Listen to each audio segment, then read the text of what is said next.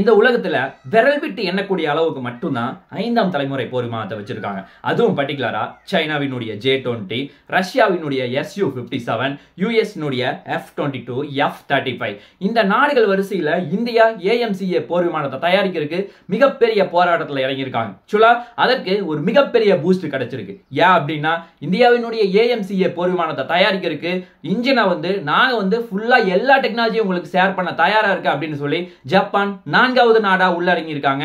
உண்மையாவே இது இந்தியாவுக்கு எவ்வளவு பெரிய பாசிட்டிவான நியூஸ், இந்த மாதிரி பல டீடைலோட இன்னைக்கு பதிவுல பார்க்க போறோம். அது மட்டும் கிடையாது, காவிரி இன்ஜினை இதன் மூலமா பிக்ஸ் பண்ணி இதை டெவலப் பண்ண முடியுமா, உண்மையாவே காவிரி இன்ஜின் அவ்வளவுதானா, அதை எப்படி மீட் எடுக்க போறாங்க, அதையும் இன்னைக்கு பதிவுல பார்க்க போறோம்.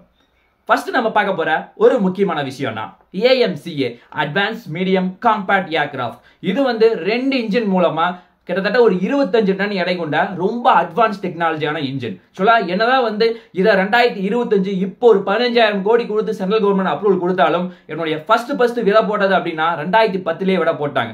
DRDOவும் ADA அப்படின்னு சொல்லப்படக்கூடிய ஏரோநாட்டிக்கல் டெவலப்மெண்ட் ஏஜென்சி அவங்களே உள்ளறங்கி அடிக்க ஆரம்பிச்சிருக்காங்க. ஆக்சுவலா இப்போ இதை யாரு தயாரிக்கிறதுக்கு ரொம்ப ஆர்வமா இருக்காங்க அப்படின்னா DRDO அவங்க கான்ஸ்டன்ட் கூட HAL நிறுவனம் தயாரிக்க விருப்பம் தெரிவிச்சிருந்தாங்க. ஆனா HAL நிறுவனத்திடம் ஆல்ரெடி நிறைய ஆர்டர் இருக்க காரணத்தினால இப்போ நிறைய முக்கியமான நிறுவனங்கள் காம்பீட் பண்ண ஆரம்பிச்சிருக்காங்க. அதுவும் பர்டிகுலரா டாடா, L&T அப்படின்னு சொல்லப்படக்கூடிய லார்சன் டர்போ, அதானி இந்த மாதிரி முக்கியமான நிறுவனங்கள் இங்க போட்டியிட தயாரா இருக்காங்க. ஆக்சுவலா என்னுடைய ஒரு முக்கியமான ரெக்யூர்மெண்ட், ஒரு முக்கியமான சிக்கல் அப்படின்னா மெயினான எல்லா பார்ட்ஸுமே தயாரிச்சிருவாங்க. ஆனா இன்ஜின் அப்படிங்கிற ஒரு இடத்துல தான் ரொம்ப சிக்கல் ஏற்படுது.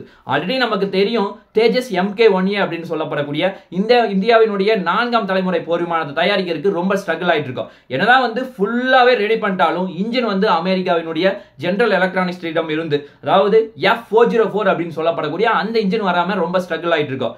ஆனா இப்ப என்ன ஒரு முக்கியமான பிரச்சனைனா இந்தியா இந்த AMCA 5ஆம் தலைமுறை போர் விமானத்தை நம்ம தயாரிக்க போறோம். ஆக்சுவலா இதுல இன்ஜின் 2 வெர்ஷனா நம்ம பிரிக்கிறோம். AMCA MK1, AMCA MK2. ஆக்சுவலா நம்மளுடைய இன்ஜினுடைய ரெக்யூர்மெண்ட் அப்படின்னு பார்த்தா 110 இருந்து 125 கிலோநியூட்டன் வரைக்கும் த்ரஸ்ட் வரணும். அதாவது பவர் அந்த அளவுக்கு இருந்தா தான் நம்ம அதிகமான வெப்பனையை கொண்டு போக முடியும், ஃபியூலையும் விண்வெளிக்கு கொண்டு போக முடியும். அதுதான் என்னுடைய ஒரு முக்கியமான யோசனை. அதனால நம்ம இதை 2ஆ பிரிச்சிடறோம். AMCA MK1. ஆக்சுவலா இந்த AMCA MK1 நம்ம அமெரிக்காவினுடைய அடுத்த வெர்ஷன், அதாவது F-404 உடைய அடுத்த வெர்ஷன் தான் F-414. அவங்க கிட்ட நம்ம வாங்கி ஃபர்ஸ்ட் ரெடி பண்ணிடலாம். ஏன்னா புதுசா ஒரு 5ஆம் தலைமுறை போர் விமானத்தை வாங்குறோம். அதனால நம்ம இதை பிக்ஸ் பண்ணி ஒரு ட்ரையல் பார்த்துருவோம். இதன் மூலமா சக்சஸ் பண்ணிட்டு நம்ம அடுத்த வெர்ஷன்ல நம்மளே சொந்தமா தயாரிச்சுக்கலாம் அப்படின்னு ஒரு மிகப்பெரிய முயற்சி இருந்துச்சு. ஆனா நம்முடைய பிரச்சனை இப்ப என்னன்னா அவங்க குடிக்கிற மாதிரி தெரியல. ஏன்னா மிகப்பெரிய டிலே ஆகும். ஆல்ரெடி அவங்க ரொம்ப அட்வான்ஸ் டெக்னாலஜியான நிறைய முக்கியமான இன்ஜினை தயாரிச்சிட்டு இருக்காங்க. அதுவும் பர்டிகுலரா அமெரிக்கா நாட்டுக்கு எங்களுக்கே டைம் சரியா இருக்குது, உங்களை தயாரிக்க முடியாது அப்படின்னு சொல்லி கொஞ்சம் பில்டப் காட்டுறாங்க. அதுதான் இதுல இருக்க ஒரு முக்கியமான பிரச்சனை. அதனால இந்தியா என்ன யோசிச்சாங்க, நம்ம GTRE அப்படின்னு சொல்லப்படக்கூடிய கேஸ் டர்பைன் ரிசர்ச் எஸ்டாப்ளிஷ்மெண்ட் அவங்களோட கூட்டு சேர்ந்து இந்தியாவினுடைய, அதாவது உலகத்துல நிறைய முக்கியமான இன்ஜின்ஸ் எல்லாமே மேனுஃபேக்சர் தயாரிப்பாங்க. அவங்க எல்லாத்தையும் கூட்டு சேர்ந்து நம்ம இந்தியாவிலேயே சொந்தமா தயாரிக்கலாம் அப்படின்னு ஒரு மிகப்பெரிய முயற்சி எடுக்கிறாங்க. ஆக்சுவலா இதுல யாரெல்லாம் உள்ள வர்றாங்க அப்படின்னு பார்த்தா பிரான்சினுடைய சாஃப்ரான், யூகேவினுடைய ரோல்ஸ் ராய்ஸ், அதே மாதிரி அமெரிக்காவினுடைய ஜெனரல் எலக்ட்ரானிக்ஸ் அவங்களும் உள்ள இறங்குறாங்க. ஆக்சுவலா ஆல்ரெடி 3 நாடுகள் காம்பீட் பண்ண தயாரா இருக்காங்க. அதாவது நம்மளுடைய ரெக்யூர்மெண்ட்டுக்கு அவங்க தயார் பண்ணி கொடுக்கறதுக்கு ஃபுல்லா ரெடியா இருக்காங்க. ஆக்சுவலா இதுல ஒரு முக்கியமான பாசிட்டிவான விஷயம் என்னன்னா இவங்க எல்லாருமே 100% எல்லா டெக்னாலஜியும் அவங்க சொல்லி கொடுப்பாங்களான்னு கேட்டா நிச்சயமா கிடையாது. எக்ஸப்ட் US தவிர.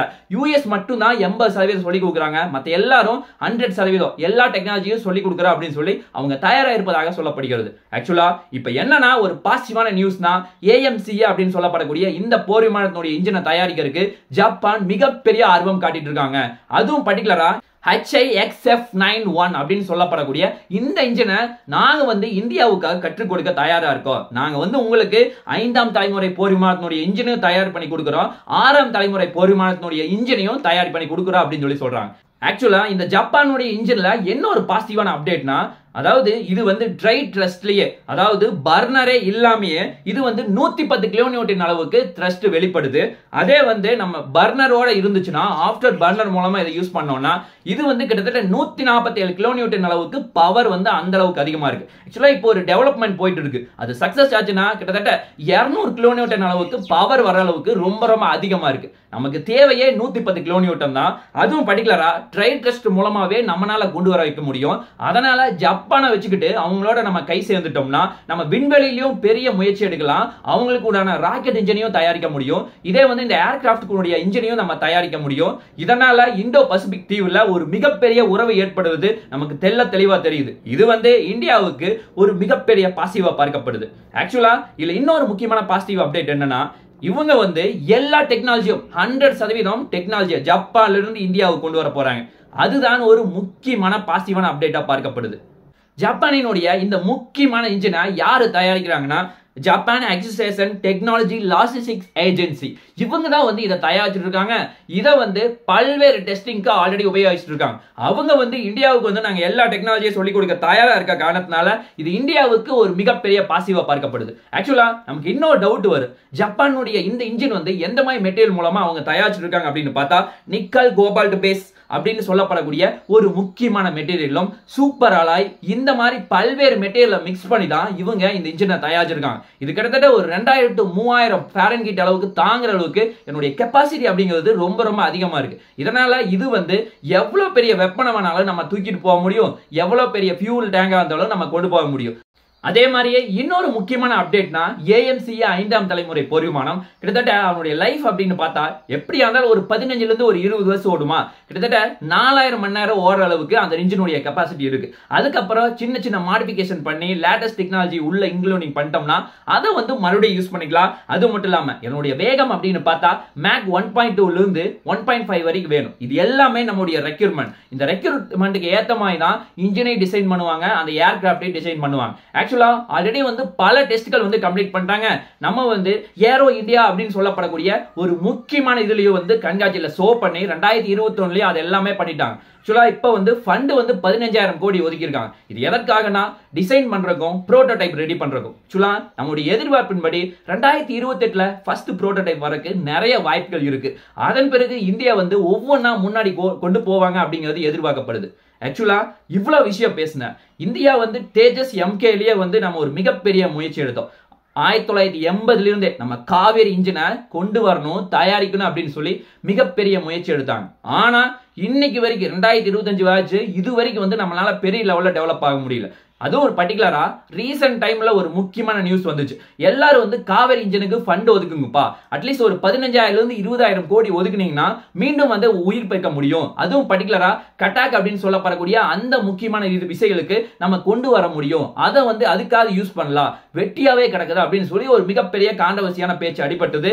இப்போ அது வந்து மீண்டும் உயிர் பெற்கிற மாதிரி ஒரு நிலைமை இருக்கு. இதை வந்து ஒருவேளை ஏஎம்சிஏ யூஸ் பண்ண முடியுமா அப்படின்னு சொல்லி கேட்டா நிச்சயமா கிடையாது.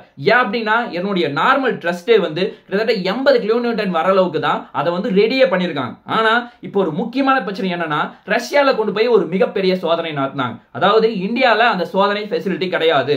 அதாவது லோ ஆல்டிடியூட்ல நம்ம ஒரு சோதனையை பண்ணிக்கலாம், ஆனா ஹை ஆல்டிடியூட்ல நம்ம சோதனை பண்றதுக்கு நம்ம கிட்ட கிடையாது. அதனால ரஷ்யாவினுடைய IL-76 அப்படின்னு சொல்லப்படக்கூடிய அந்த விமானத்துல வந்து நம்ம இன்ஜினை பிக்ஸ் பண்ணி சோதனை பண்ணி பார்த்தாங்க.